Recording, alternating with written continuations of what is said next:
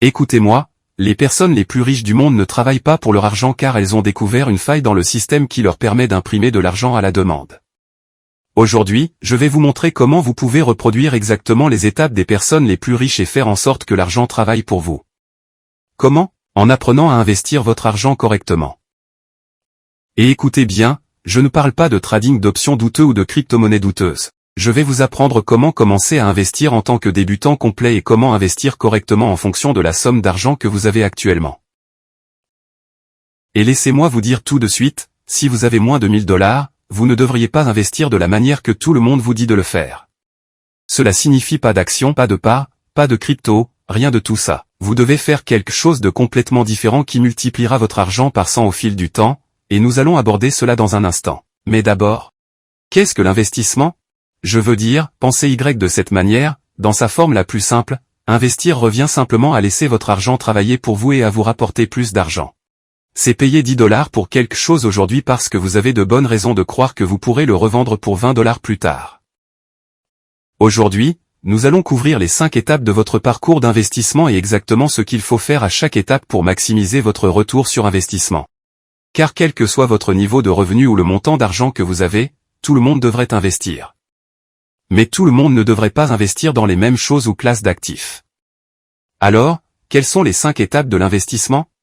La première étape est lorsque vous avez 1000 $ ou moins et pas de flux de trésorerie. La deuxième étape est lorsque vous n'avez pas beaucoup épargné mais que vous gagnez 1000 $ ou quelques milliers par mois.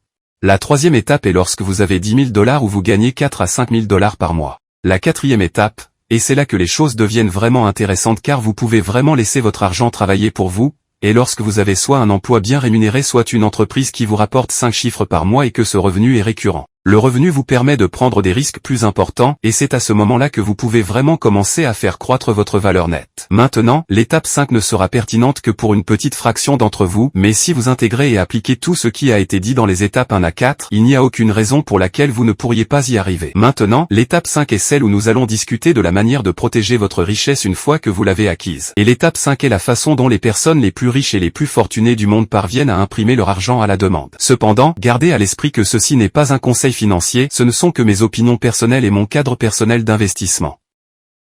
La question la plus courante que je reçois est, comment devrais-je investir mon argent si je n'ai que 1000 $ à mon nom? Et c'est l'étape 1 de la matrice en 5 étapes. Ici, je dois être vraiment honnête avec vous, car si vous n'avez que 1000 $ ou moins et aucun flux de trésorerie, alors vous ne devriez pas vous concentrer sur l'investissement traditionnel. Mais que veux-je dire par investissement traditionnel? Pour simplifier les choses pour les besoins de cette vidéo, nous allons nous concentrer sur 4 véhicules d'investissement différents. Le premier est les actions. Pensez à l'achat d'actions comme à l'achat d'une petite part de toute entreprise cotée en bourse. Le deuxième est les fonds indiciels. Les fonds indiciels et les ETF sont très similaires. Pensez à eux comme à un panier de nombreuses entreprises différentes. Ainsi, lorsque vous investissez dans un fonds indiciel ou un ETF, vous investissez essentiellement un peu dans toutes ces entreprises.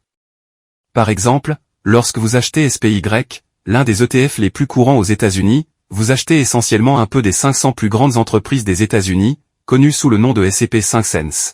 Le pourcentage que vous achetez de chaque entreprise dépend de leur capitalisation boursière et de leur pondération dans le S&P 500. Mais vous pouvez également avoir des ETF et des fonds indiciels pour différents secteurs comme la technologie ou l'énergie verte. Le troisième type d'investissement dont nous allons parler ici est les obligations. Il existe essentiellement 2 types d'obligations, les obligations gouvernementales et les obligations d'entreprise. Les obligations sont essentiellement une forme de dette où vous, en tant qu'acheteur de la dette, recevez un certain pourcentage d'intérêt sur l'obligation, connu sous le nom de coupon. Pour simplifier encore les choses avec les obligations gouvernementales et d'entreprise, vous leur donnez essentiellement de l'argent, ils vous donnent un pourcentage d'intérêt et à la fin de cette période, ils vous rendent également votre montant total. En gros, c'est comme un prêt à une entreprise ou à un gouvernement. Et enfin, il y a les crypto-monnaies, et je suis sûr que vous êtes tous familiers avec les crypto-monnaies, mais si ce n'est pas le cas, vous pouvez simplement les considérer comme une autre classe d'actifs plus risqués et moins réglementés. Maintenant, pourquoi ne devriez-vous pas vous concentrer sur ceci si vous n'avez que 1000 $? Parce que même si vous investissez dans le S&P 500 et que vous faites un rendement de 10% par an, cela ne représente que 100 $. Ou disons que les choses deviennent folles et que vous faites même 40% sur l'action Amazon en une seule année, cela ne représente toujours que 4 cents $ sur une année entière. Lorsque vous avez si peu d'argent, vous devez vous concentrer sur des classes d'actifs avec un rendement sur investissement plus élevé car vous n'êtes tout simplement pas au point où il est logique que votre argent travaille pour vous.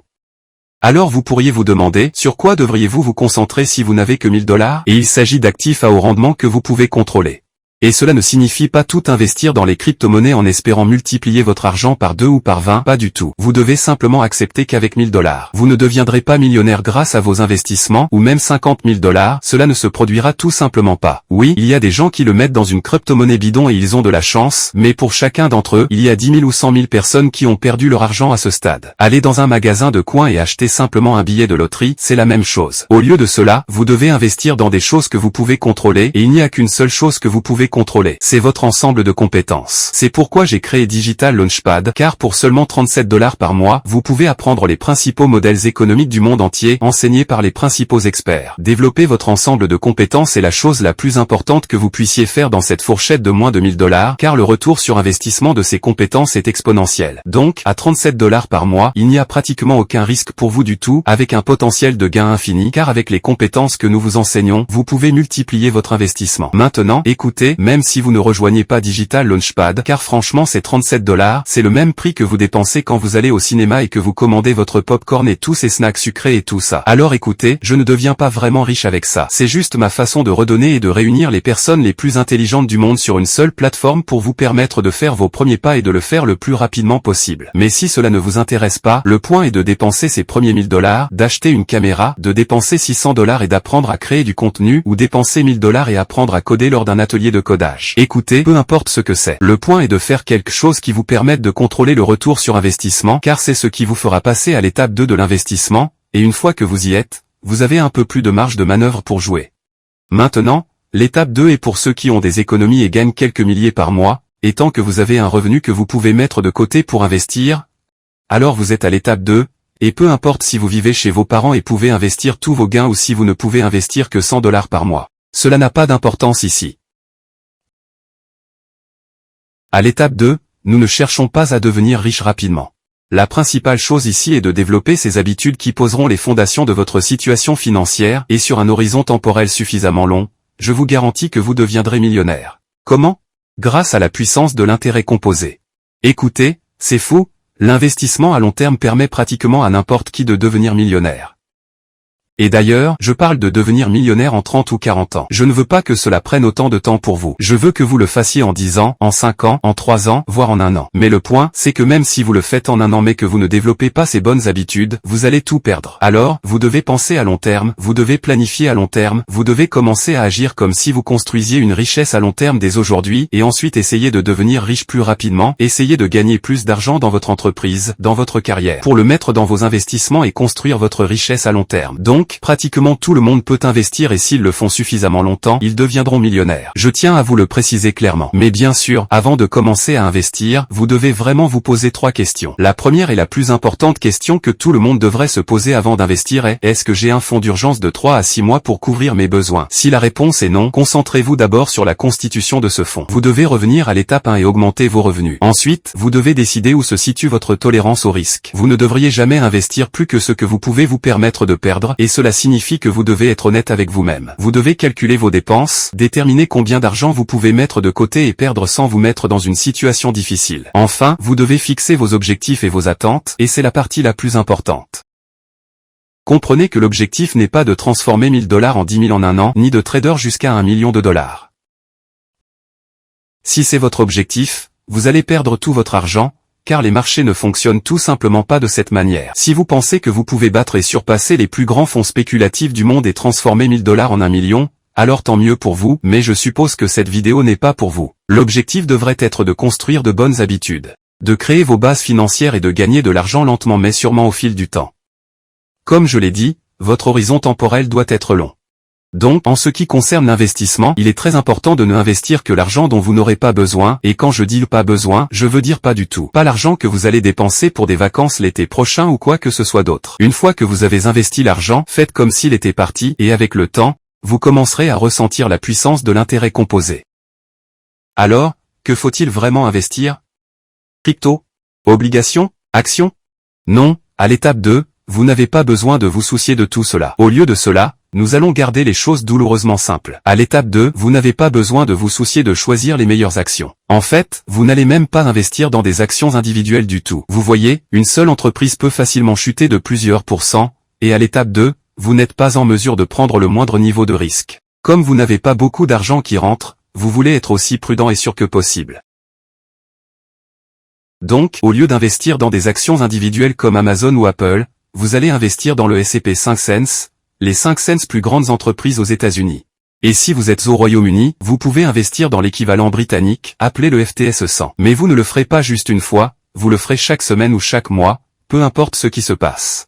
Et d'ailleurs, je le fais chaque semaine, c'est automatisé, c'est configuré, je n'y pense même pas, chaque mardi depuis des années. J'ai investi dans le S&P 500 et je peux honnêtement dire que je ne le vérifie jamais, je ne le regarde jamais honnêtement. La partie amusante, c'est que je ne vais même pas dire combien de millions il y a là-dedans, mais peu importe, c'est une somme d'argent très importante. Parfois, j'oublie même que j'ai cette partie de mon portefeuille, et c'est ainsi que ça doit être, c'est hors de vue, c'est hors de l'esprit, c'est votre avenir financier. C'est ennuyeux, oui, c'est ennuyeux. J'ai des investissements beaucoup plus intéressants. Que ce soit mes projets immobiliers ou les entreprises dans lesquelles j'investis dans des secteurs où j'ai un avantage concurrentiel. Ceux-là sont excitants. Le S&P 500 ne l'est pas, et c'est là l'essentiel, construire de bonnes bases financières. Vous allez ignorer si le marché monte, s'il descend ou s'il stagne, car avec le temps, votre prix d'achat moyen s'équilibrera, et c'est ce qu'on appelle le coût moyen en dollars. Mais le coût moyen en dollars ne fonctionne que si vous le faites sur une longue période.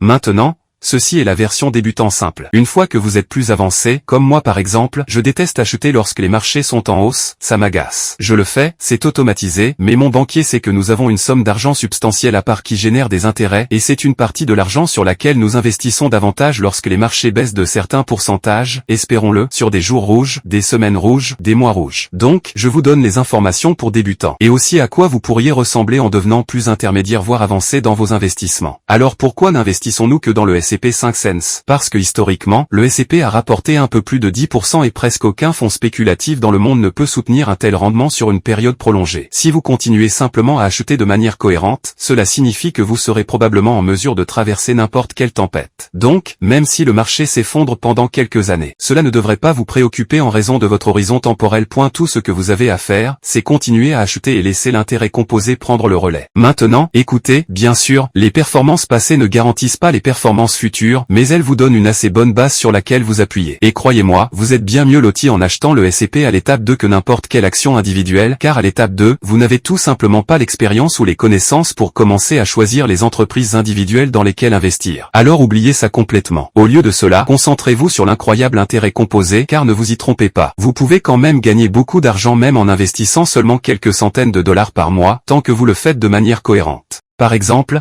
si vous commencez avec seulement 3 cents dollars aujourd'hui et que vous investissez 3 cents dollars par mois, cela fait moins de 10 dollars par jour, soit dit en passant. Vous serez millionnaire en 36 ans. Bien sûr, c'est encore très long, et vous allez probablement devenir millionnaire beaucoup plus tôt, surtout si vous regardez et êtes abonné à cette chaîne YouTube, surtout si vous êtes dans Digital Launchpad, ou que vous trouvez d'autres moyens de vous investir pour vous assurer que vous êtes un actif qui rapporte bien. Croyez-moi, vous êtes la meilleure entreprise dans laquelle vous pourriez jamais investir. Si vous faites toutes ces choses, je vous garantis que vous deviendrez millionnaire en moins de 36 ans. Je vous ai dit que je souhaite que vous le fassiez dans les 3 à 8 prochaines années. Je crois que moins de 3 ans, parfois, peut ruiner le caractère des gens. Vous savez, l'argent rapide n'est pas bon, croyez-moi. Quoi qu'il en soit, revenons à ce dont nous parlions. Ce qu'il y a avec l'intérêt composé, c'est que vous devez y être pour le long terme. Écoutez, si vous continuez à investir ces 300 dollars pendant encore 4 ans, soit 40 ans au total, vous aurez 1,6 million de dollars. Mais si vous investissiez seulement 300 dollars par mois pendant la moitié du temps, vous n'auriez que 200 000 dollars. Maintenant, qu'en est-il des impôts? Voici la chose la plus intéressante que vous devez savoir. Vous pouvez en fait investir dans certains comptes qui vous permettent de prendre vos gains totalement exempts d'impôts. Si vous êtes aux États-Unis, vous pouvez ouvrir un Roth IRA et investir jusqu'à 6 000 dollars par an, entièrement exempté d'impôts. La seule condition est que vous ne pouvez retirer sans impôt qu'après l'âge de 59 ans et demi. Maintenant, le Royaume-Uni a un équivalent légèrement plus avantageux appelé un Stock and Shares ISA, où vous pouvez investir jusqu'à 20 000 livres par an, exemptés d'impôts, et même les retirer à tout moment. Maintenant, passons à l'étape 3, qui est très similaire à l'étape 2, mais maintenant vous gagnez un peu plus d'argent, mais vous devez toujours être intelligent. Vous ne devriez pas prendre trop de risques. L'étape 3 consiste à consolider les habitudes de l'étape 2 et à apprendre à mettre de côté plus d'argent pour investir. Pour passer à l'étape 3, vous faites essentiellement la même chose qu'à l'étape 2, sauf que vous augmentez simplement le montant d'argent que vous investissez. Tout le monde a des montants différents qui ne signifient rien pour eux. Pour certaines personnes, 100 $ par semaine, c'est trop, alors elles ne peuvent faire que 50 $ par semaine, et c'est un montant où elles ne se rendent même pas compte que c'est parti. Pour certaines personnes, c'est 1000 $ par semaine. Pour certaines personnes, c'est 100 000 $ par semaine, et elles ne s'en rendent même pas compte. Tout dépend de votre étape, mais rappelez-vous ce que j'ai dit, vous êtes votre plus grand atout, point d'accord, donc vous allez vous concentrer sur gagner plus d'argent, faire évoluer votre carrière et tout le reste. Allez investir dans l'apprentissage de compétences qui vous feront gagner plus d'argent, et ensuite, à mesure que vous augmentez votre valeur en tant qu'actif, diversifiez-vous, et comme je l'ai dit, continuez à investir sur les marchés. Mais évidemment, maintenant que vous avez plus d'argent, cela signifie que vous pouvez en mettre davantage sur les marchés. C'est vraiment tout ce qu'est l'étape 3. Maintenant, l'étape 4 est là où ça devient un peu plus intéressant, et c'est lorsque vous gagnez 5 chiffres par mois et que vous avez de l'argent supplémentaire à investir. À cette étape, vous pouvez prendre plus de risques car votre entreprise génère un flux de trésorerie. À cette étape, vous pouvez commencer à investir dans la crypto. Je vais être honnête, j'ai investi 1 million de dollars dans la crypto en novembre 2020. J'avais littéralement 1 million de dollars qui dormait dans l'un de mes comptes sans même me rapporter d'intérêt. Je l'ai mis dans Bitcoin, puis je l'ai réparti en Ethereum peu de temps après. Je ne suis pas un génie, mais je peux vous dire qu'à un moment donné, j'avais littéralement sur ma chaîne YouTube mon portefeuille crypto de 7 millions de dollars, et ensuite, je fais une blague en disant que la semaine prochaine, ça pourrait valoir la moitié, je ne sais pas. Et la semaine suivante, il valait littéralement la moitié. C'est passé de 7 à 4 ou quelque chose comme ça. À ce moment-là, j'ai attendu encore 6 à 8 mois, puis j'ai fini par tout vendre. De nos jours, je n'investis pas autant dans la crypto car je suis plus à l'étape 5 et à l'étape 6 dont je ne vais même pas parler ici, où je me concentre simplement sur la préservation de ma richesse avec des actifs à revenus fixes ennuyeux, des marchés très sûrs. Je parle d'endroits comme le centre de Londres, le centre de New York. Les propriétés ne vont pas doubler mais c'est juste sûr, elles seront toujours en demande. J'ai mes investissements plus ennuyeux là-bas, et quand je veux prendre plus de risques, j'ai mes projets immobiliers. Je suis en train d'acheter un hôtel en ce moment même. Cette semaine, j'investis dans 2 entreprises de logiciels et j'achète la plus grande participation en capital, sauf évidemment pour les fondateurs, le plus grand investisseur dans 2 entreprises de logiciels cette semaine. Ce sont des investissements plus risqués. À l'étape 4, la crypto était quelque chose que j'ai fait.